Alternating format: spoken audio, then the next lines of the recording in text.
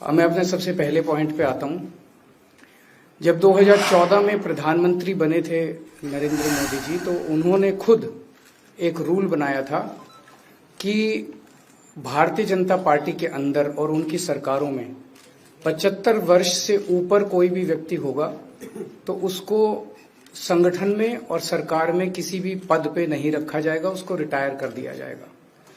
और उसका सबसे पहले उस रूल के तहत आडवाणी जी को और मुरली मनोहर जोशी जी को रिटायर किया गया था। और उसके बाद तमाम यशवंत सिन्हा जी, सुमित्रा महाजन जी, कई लोगों को यहाँ टिकट नहीं मिली। कई लोग जो पद पे बैठे हुए थे उनको पद से इस्तीफा दिलवा के उनको हटाया गया। ऐसे कई सारे लोग हैं। तो अब अगले साल 17 सितंबर को प्रधानमंत्री मोदी जी 75 साल के होंगे और मोदी जी ने तय कर लिया है कि अमित शाह जी को वो अपना वारिस बनाएंगे और अमित शाह जी अगले साल 17 सितंबर को देश के प्रधानमंत्री बनाने का उन्होंने तय किया है मोदी जी ने। इसके ऊपर मोदी जी पिछले 1-2 साल से लगे भी हुए हैं, क्योंकि भारतीय जनता पार्टी के अंदर अमित शाह जी के सामने जो जो बाधाएं पैदा कर सकता था नेता, एक एक करके उन सब नेताओं को साइड कर दिया गया, उनका पत्ता साफ कर दिया गया। शिवराज सिंह चौहान को हटा दिया गया, वसुंधरा राजे को हटा दिया गया, डॉक्टर रमन सिंह को हटा दिया गया, देवेंद्र फडणवीस को खत्म कर दिया गया, खट्टर साहब को खत्म कर दिया गया, एक एक करके सबको खत्म कर दिया गया। एक ही शख्स बचे हैं जो अमित शाह जी के रास्ते का कांटा बन सकते हैं। हेलो, आवाज आ रही है? आ रही है। एक ही शख्स हैं जो कि उनके रास्ते का कांटा बन सकते हैं, वो हैं योगी आदित्यनाथ जी।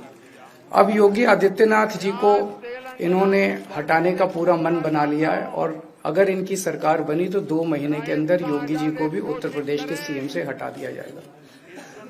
मैंने दिल्ली में 3-4 दिन पहले ये प्रेस कॉन्फ्रेंस की थी और ये दोनों मुद्दे उठाए थे। जैसे मैंने मुद्दे उठाए थे तो अमित शाह जी ने और उनके कई नेताओं ने अपनी भावना प्रकट की कि नहीं, मोदी जी को 75 साल में इस्तीफा नहीं देना चाहिए, मोदी जी को 75 साल पूरा कार्यकाल पूरा करेंगे।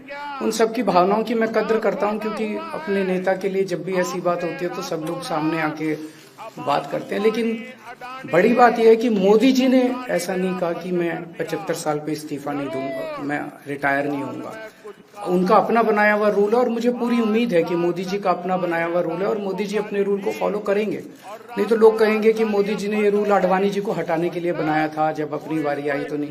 तो मोदी जी इस रूल का फॉलो करेंगे, ये पूरा यकीन है देश के लोगों को कि उन्होंने खुद रूल बनाया तो खुद फॉलो करेंगे। दूसरी बड़ी बात जो हुई कि जब मैंने कहा कि योगी आदित्यनाथ जी को 2 महीने में हटा दिया जाएगा, इस पे अभी तक भाजपा के किसी नेता की टिप्पणी नहीं आई है।